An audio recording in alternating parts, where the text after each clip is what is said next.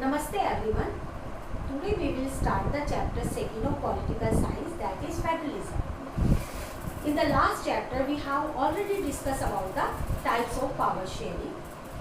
One was horizontal distribution of power sharing.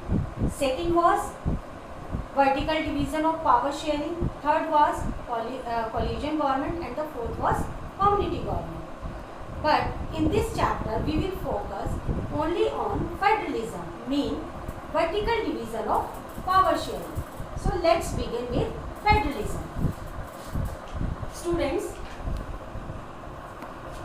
federalism is a word derived from Latin word fidus, mean agreement. This is also known as vertical division of power sharing, or this is also known as in the form of different levels of government, or we can say division of power between central and state government. So let's say we have numerous issues we need to discuss. It would be defense, agriculture, education. So what we do? It will be better if we see or we decide that okay, defense would be looked after by the central government, and the agriculture would be looked after by the state, or so on. So it will be easy for ruling also, and execution should be effective and more progressive or better.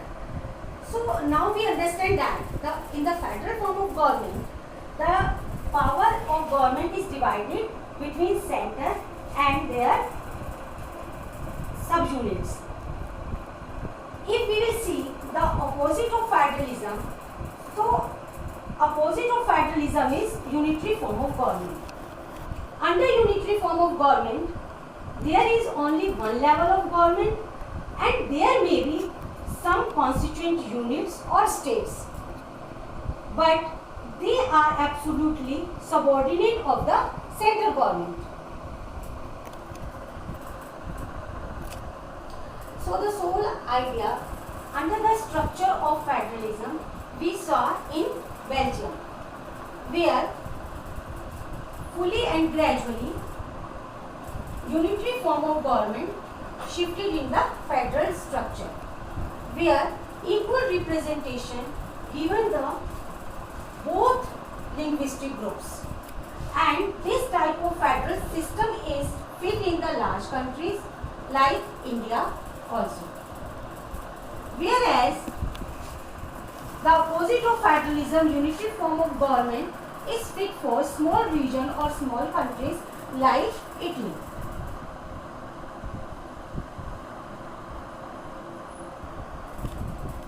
So if we look on the world map, out of 193 countries, 25 countries have federal form of government, and these contribute 40% of the population worldwide. Students, next topic is key features of federalism.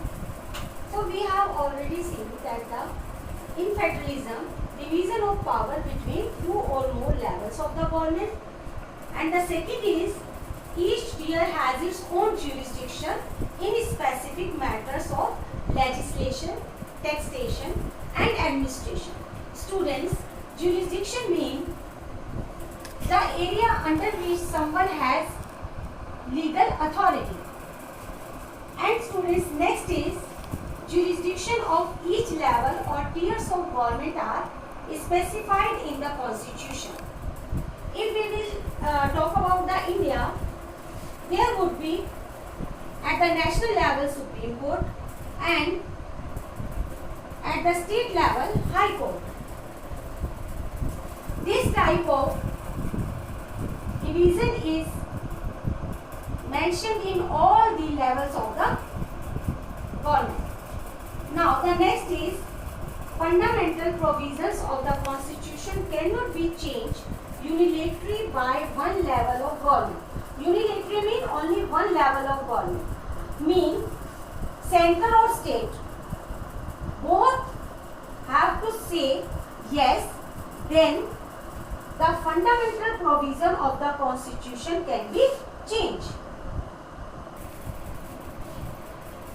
the next feature of federalism is court have the power to interpret the constitution and the powers of different levels of government. And the highest court act as an umpire if any dispute occur between the different levels of government in their exercise of their respective powers. So here we see that court act as an highest level and use his highest power and solve all the dispute whenever occur between the different levels of government, mean center and state. Now the next is sources of revenue for each level of government are clearly specified to ensure the financial autonomy, mean center and state both have their jurisdiction. Everything is decided and written in constitution about the revenue system or sources of revenue of each level of government. Next is, and this point is very important, this is dual objective of federal system. The dual objective of federal system mean to safeguard and promote unity of the government while at the same time accommodate regional diversity. Here first objective of federalism is to safeguard and promote unity, and the second is accommodate regional diversity. For example, in India there are different peoples live together in a country and they belong to different religions, they speak different languages. So here we see that federal system has both aspects, mutual trust and agreement to live together. So here we understand that in the federal system, this is adopted by the